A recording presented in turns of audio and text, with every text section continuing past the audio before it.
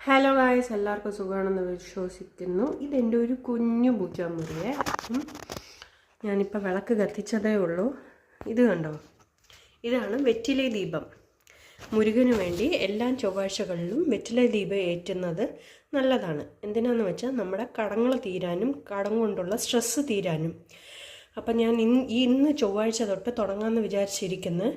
അപ്പം അതിന് നമ്മൾ എന്താ ചെയ്യേണ്ടതെന്ന് വെച്ചാൽ 6 വെറ്റില തണ്ട് പൊട്ടിക്കരുത്, വാലോടെ ചേർത്ത് 6 വെറ്റില ഒരു പ്ലേറ്റിൽ ഇങ്ങനെ റൗണ്ട് ഷേപ്പിൽ വെച്ചിട്ട് പറ്റുമെങ്കിൽ 6 കുഞ്ഞു കുഞ്ഞു ഇടിഞ്ഞലിൽ നെയ്യൊഴിച്ച് വിളക്ക് കത്തിക്കാം. അങ്ങനെ 6 മൺവിളക്കില്ല എന്നുണ്ടെങ്കിൽ ഒരു വിളക്കിൽ 6 തിരി കത്തിച്ചും കത്തിക്കാവുന്നതാണ്.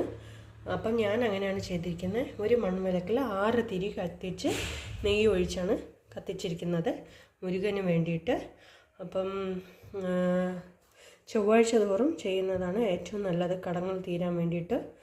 അപ്പം 6 ചൊവ്വാഴ്ചയാണ് ചെയ്യേണ്ടത്, 6 ഇല്ലെങ്കിൽ 9 ചൊവ്വാഴ്ച. ഇപ്പോൾ സപ്പോസ് പെണ്ണുങ്ങൾക്ക് ഒരാഴ്ച പീരിയഡ്സ് കാരണം കത്തിക്കാൻ പറ്റിയില്ല എന്നുണ്ടെങ്കിൽ ആ ആഴ്ച സ്കിപ്പ് ചെയ്ത് അതിൻ്റെ അടുത്ത ആഴ്ച തൊട്ട് കത്തിക്കണം.